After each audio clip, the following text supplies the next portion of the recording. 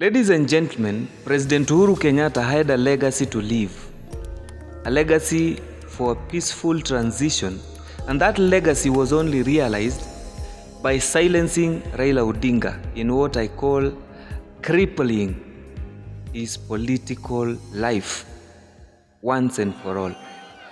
And now President Uhuru's deputy, the current President William Ruto, has one objective: to kill. Not this time, not to cripple, because he has already been crippled by President Uhuru Kenyatta. He has been silenced. After election, there is nothing meaningful that Raila Odinga is saying. And now President William Ruto is very determined to put him into the casket of politics, such that Raila Odinga will be forgotten once and for good. By the time William Ruto comes to the end of his term, nobody will be speaking about Raila Odinga. He will only appear on the books of history. And this is very simple. Today, President William Ruto toured Homa, one of the strongholds of the former Prime Minister Raila Odinga. And the kind of reception he received would make one to think that he's actually the kingpin for the Nyanza region. At the same time, few days ago, the Deputy President Rigathi Gachagua toured Kisumu, and he received almost the same kind of reception. I hope you remember. Now, before we continue, before we try to digest what is happening and what does it mean, what is the ripple effect to the former Prime Minister's future politics, I would kindly urge you, if you're here for the first time, kindly hit that subscribe button and give me a thumbs up. Just click on that button, and probably if you find this interesting, kindly click that share button. Share to at least one of your friends. It will give me a milestone, and it will hugely boost my morale in giving you such content that you like this. Probably you may go to the comment section and tell me what you want me to explain, or what you want me to get or to do to get this better, to give you what you want. What would you recommend for this channel? Now, I would like you to have a look at this video of William Ruto's reception in Homa Bay town. I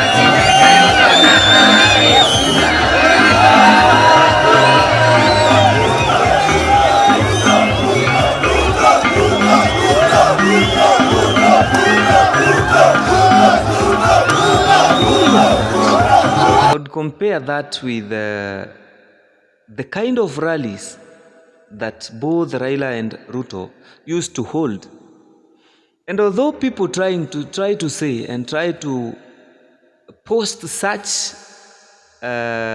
such multitude of people and say that they are paid people, and they are people who have been transported from other areas to where they are going, to cheer them up and actually to make or to create a narrative that they are holding grounds on where wherever they travel or wherever they tour.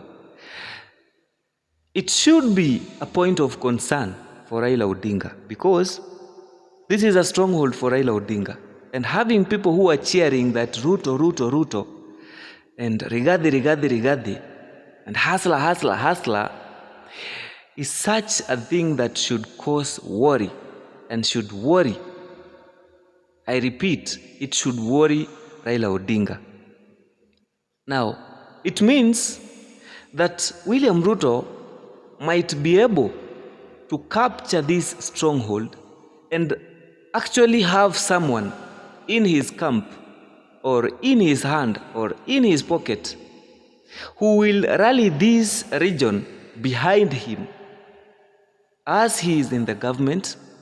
And that means if people will rally behind William Ruto, it only means that the ripple effect or the effect of that is that we are reducing the following of Raila Odinga.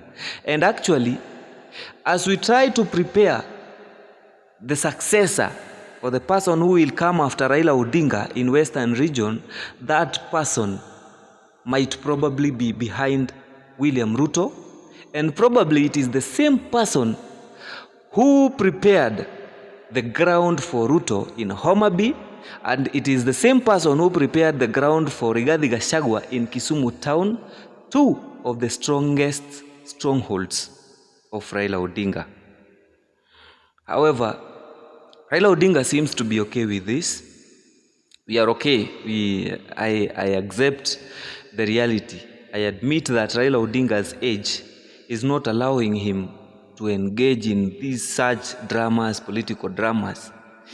But I think it is very important for Raila Odinga to groom one of his strongest allies to succeed him, so that he is not humiliated when it comes to the election or to the appointment of who succeeds him. It will be a very bad impression for Raila Odinga to be succeeded by someone who will be sponsored by William Ruto, because then it would mean that Raila Odinga will go home like Uhuru Kenyatta went home, and nobody in his region or in his backyard feels like he did anything good for the region. And all the years Uhuru Kenyatta has existed as the president, this region cannot appreciate. Actually, the strongest politician from his backyard look out and portray Uhuru as the worst performing leader of the region, or as the worst performing president in the history of Kenya. And this is the specific reason as to why I'm saying it is important for Raila Odinga to wake up from that comfort zone and tame the triumphant entry of William Ruto into Kisumu.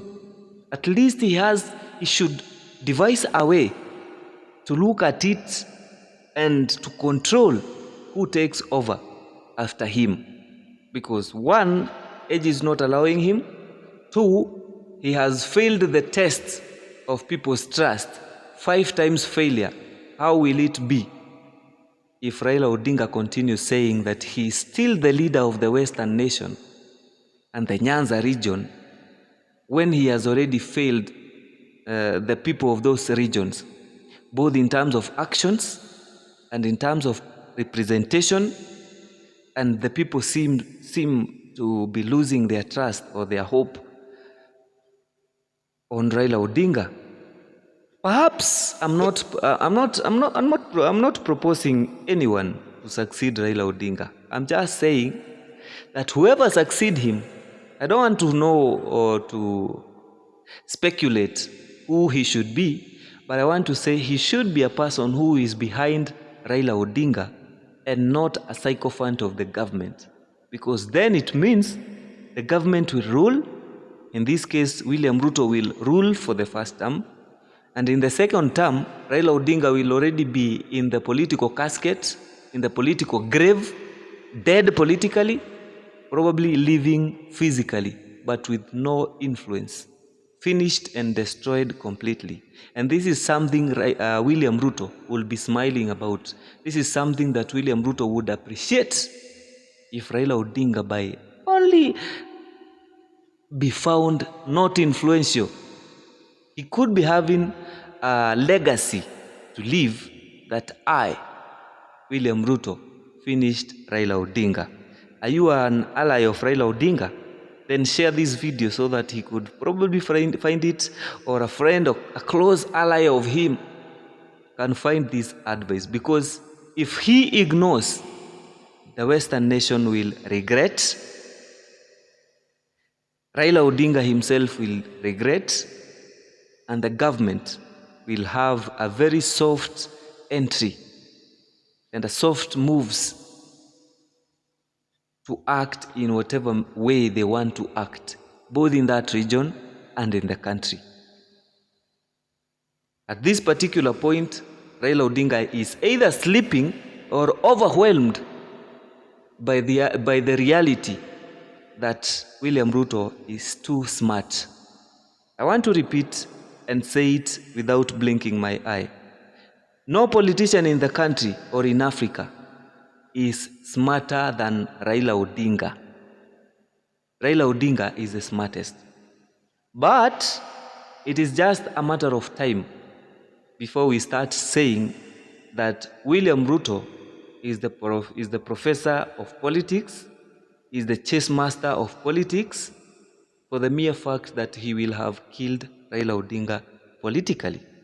But that is my opinion. I don't know what you feel about this. I would kindly want to hear your opinion in the comment section. Kindly hit on that comment section, leave your comment, tell me what you feel, and don't forget to subscribe to this channel. And after hitting that subscribe button, there's a bell that comes. Just hit that bell. You will be notified every time I post a video, and you'll be in a good position to understand politics better and some of these things that I do explain. My name is Wilson Kimani, and I wish you a very nice time, good times, good health. If you're sick and not feeling well, I wish you a quick recovery. Thank you for watching this video. Bye.